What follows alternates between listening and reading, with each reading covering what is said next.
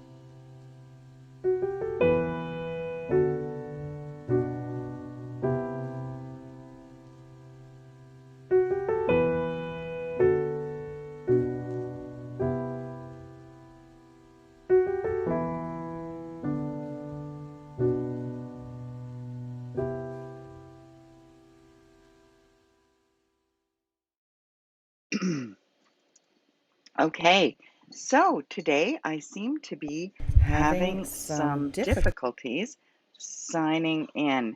So I'm hoping, and so I'm just gonna check to see something. It's totally not letting me log in right now. Um, I want to make sure that the stream is live, and we seem to be. So hopefully you will find me on my Facebook page. Not too sure about the other ones right now. There should be, let me see. Thank you for putting up with the uh, things that happen technologically. We'll try to get this organized quickly and make sure we are live on the other pages as well. We don't seem to be, yeah, we're not, there's some glitches, but it's being recorded. So we'll manage from here. Pardon me. All right. So welcome to Everything Homeschooling. And today we're going to be talking about how our children can succeed uh, the way they want to and the way we hopefully support them to do. Just going to turn off some background noise. Pardon me. I am under the weather. So pardon me, and again, thank you for putting up with me. Homeschooling through high school is very much easier when you remove the stress and obstacle of grades, credits, and those types of things, restrictions placed upon us by others. And you'll understand what I mean in a minute. So, pardon me, we're going to talk about a bunch of kids because for all of time, children 9, 10, 11, 12, and up have been going to university and colleges and having their own businesses. And there's no reason why they shouldn't. Now, we do have the way that the schools and the school system promote the transition from one to the other. You need 30 credits in Ontario. So in wherever you're from, you'll have restrictions or numbers of courses that you'll need. Is that always necessary? And how is it that these young people get into classes without those things? So I'm going to open up my um, interview panel here. So if you would like to be a guest on the show, if you want to ask your questions, please do so in the comments. And I am going to copy that link and try to put it in to my, that's very weird that it's not letting me in. We had some furniture moving today, so I had to reattach things.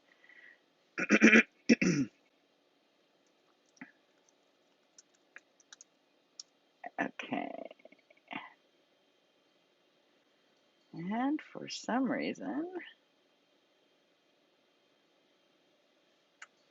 my passwords have been wiped from my saved stuff too. So, but my phone is still attached. So I'm going to try to do this winging it, and then I will put in the different links into the chat after I'm done. So first of all, I want to give you my experiences personally. My own daughter went to university at 13. She went into classical mythology, and how she did that was we started auditing courses at the university for her based on her interests. So when she said, "Hey, Mom, I'm really interested about this. How can I find out more?" I listened to her. So that's a crucial first part, is having the relationship with your child where they can say, "Hey, I'm really interested in this. How do I go about learning this?"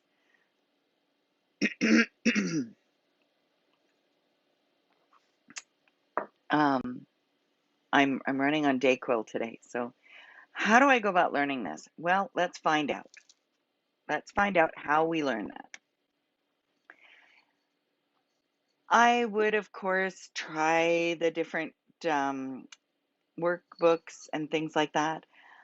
But primarily, what we did was we went to the university and found the courses that she was interested in, and we would go and sit in on the classes. And that being said, I had a home daycare.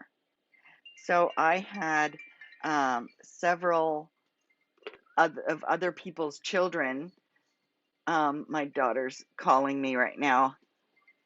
Hi, honey. I'm doing a live. That's okay. What can I do for you? Uh, the one she's at now? Oh, shoot. I'll get Chris to do that for you. Okay, bye. Okay. Message Willow Kaylin's address, please. Life happens. So, yes, taking her to the university with all the other children in tow.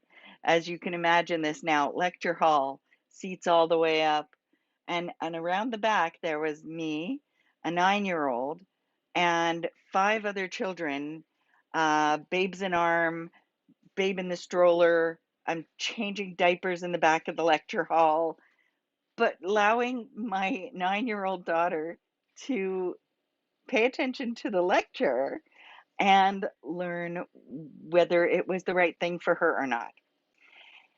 And I think those are the crucial parts. There is no magic bullet or wand that anybody can wave. Um, I've read through so many different experiences of young people who have gone into post-secondary. And the crucial first step is that parent involvement, parent connection, parent listening to the child's question. I had a young person that wanted to really understand math, and they weren't interested in doing workbooks, and they weren't interested in doing videos.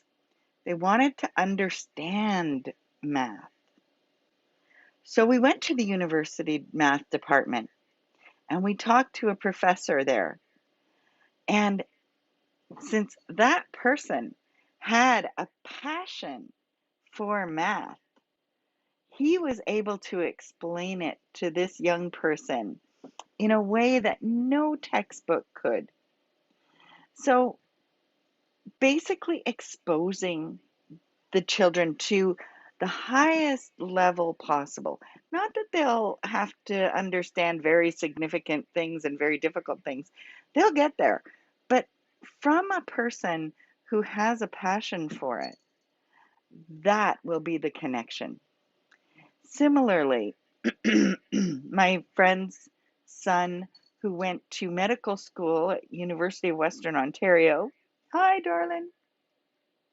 Um, Her son Nathan went to UWO at 13, job shadowing a neonatal surgeon every Thursday for a year. That required a connection, a conversation, and engagement. So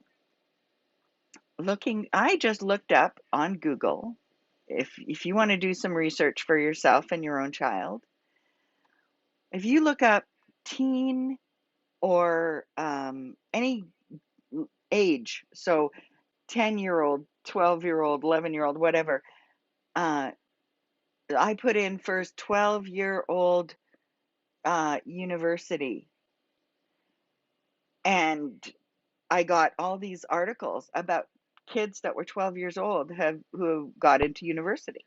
And change the year or the age, and you'll get even more kids at different ages that got in, and you'll see interviews with them and their parents.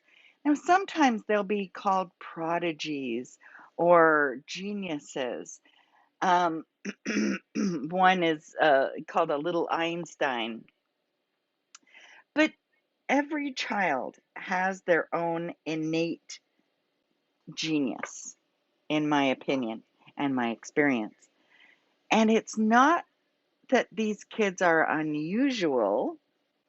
They may be, but it's not so much that they're unusual, but that they are asking questions. Their parents are listening to them. They're trying to help them remove the obstacles to them finding the answers to those questions. And you often find that kids ask these questions and we push them off. Oh, wait, that's not important for you to know that now, um, or thinking that you don't have the connections or the knowledge to pass this on to your child, and so no, I'm too busy for that. So, so being able to recognize that your children are asking really great questions. So one young man that I was just watching a video about, um, and I will share this because this happens to be a 9-year-old um, at the time. This was 2019, and I'm going to share that in the browser here.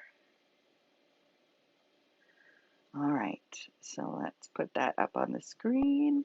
And this is the story of Laurent Simons. So here we go. And let's scroll that down a bit. And let's play that. Past het hierop? While most kids his age are attending grammar school, this Belgian-born 9-year-old is on track to become the world's youngest university graduate, earning a bachelor's degree in electrical engineering from Eindhoven University in the Netherlands in a month's time. My dream for the future is to make artificial organs. With an IQ of 145, Laurent Simons is set to finish a 3-year bachelor's program in just 9 months. The program director for the electrical engineering program, Jord Holshoff, has been quite impressed by the 9-year-old prodigy. He's maybe 3 times smarter than the smartest student we've ever met in our career. His father says Laurent will start his PhD and pursue studying medicine upon graduation. He chose electrical engineering because he has a specific goal in mind. As an electrical engineer, you do inventions and that kind of things, while being a doctor is more about healing people and reproduction of information. That's something he also wants to do, but I think his passion lies more in inventing. Nikola Tesla is also an electrical engineer, and he looks up to him very much. When Laurent is not at university, he's similar to most kids his age, spending his time walking his dog, playing video games like Minecraft and Fortnite, and posting pictures on Instagram.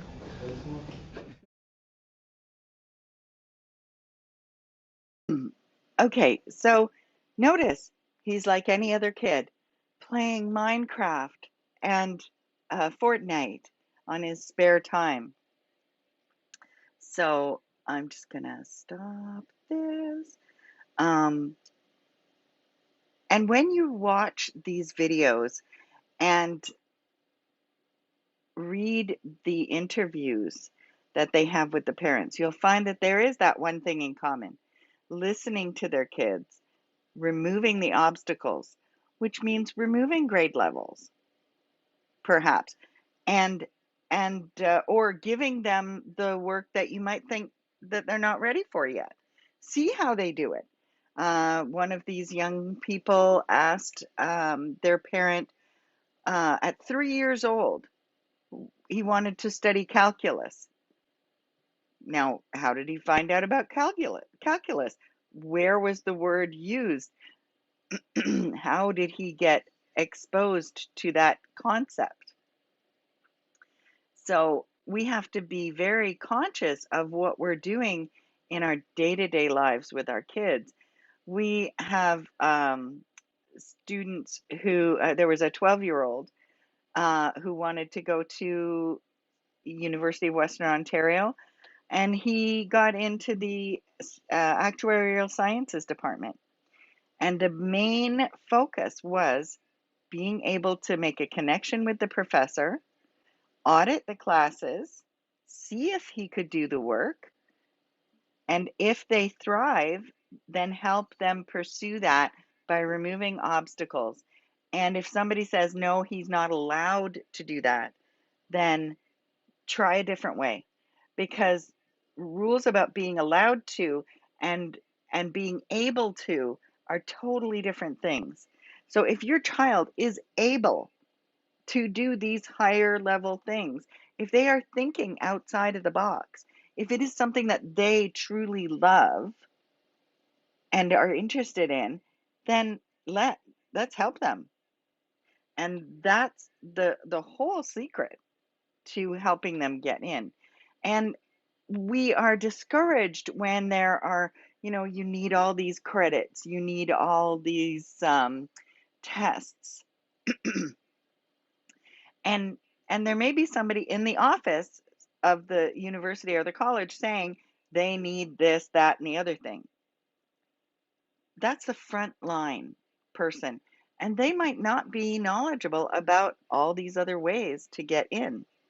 So don't ever let somebody saying, no, you're not allowed to do that, or you can't take this test until you're this age, because um, I have known 12-year-olds and up are allowed to take the mature student test should they want to.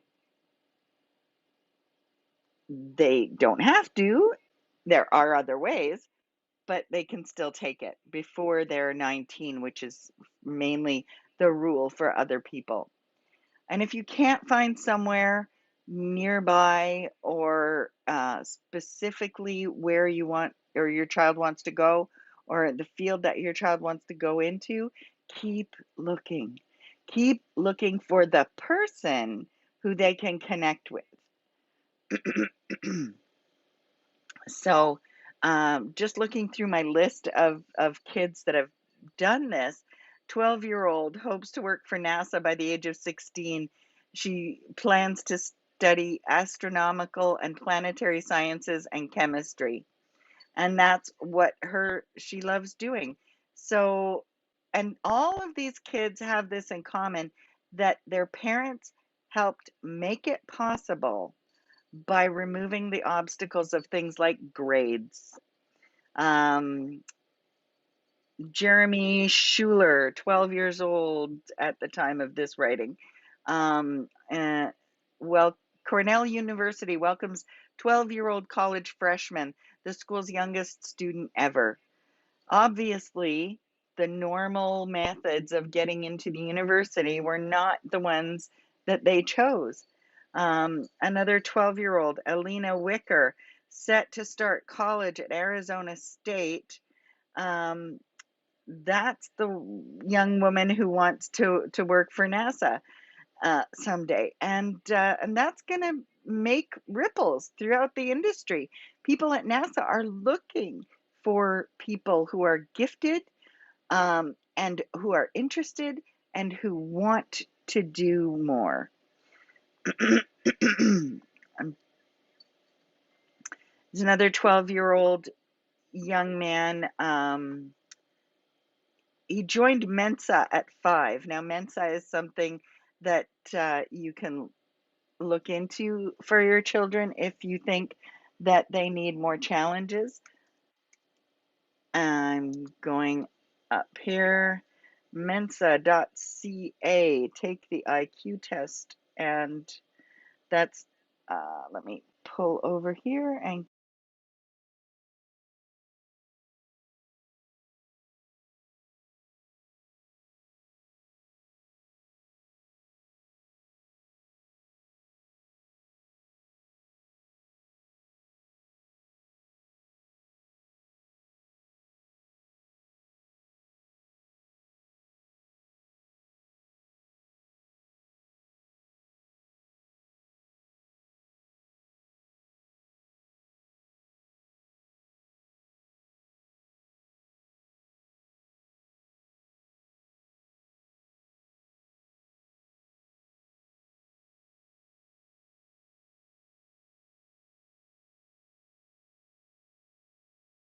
um, see their potential may mean that they find out it's really not what they want. And that's okay, because that's still learning. That's learning about themselves. A child may be interested in medicine and then decide to change their gears when they find something else that they're more interested.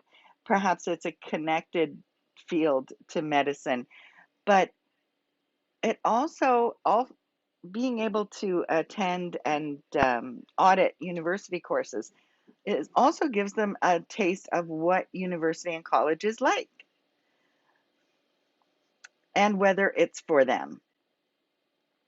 We recently had this young lady, Vivian, who came from PEI.